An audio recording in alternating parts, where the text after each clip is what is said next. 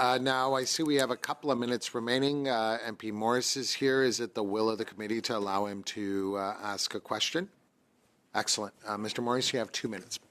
Thank you, Sharon. Thank you, colleagues. We had multiple academics at committee last week who shared, in their perspective, that there's no pathway to a two-state solution unless we recognize there are two states. Today, I heard that from Ms. Kowalski. I heard from Mr. Fogel and Mr. Topaz some conditions you suggest for Canada to apply before Canada recognizes two states.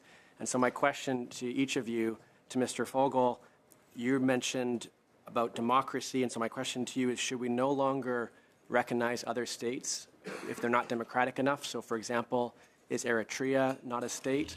And I asked the same question to Mr. Topaz as well, who put forward that we must first establish structures for effective governance before we recognize the Palestinian state. I don't believe that I suggested that democracy itself is a criteria.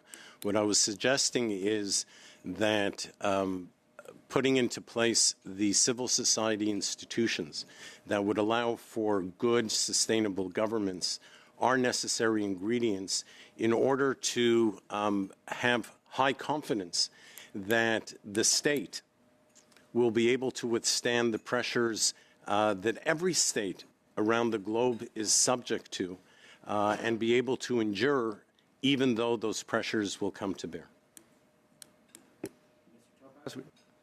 I think that any state which wishes to be formed, and the basis for that formation has been an act whereby its citizens, including UNRWA employees, go in, burn, rape, mutilate, and butcher people. I don't think they're quite yet ready.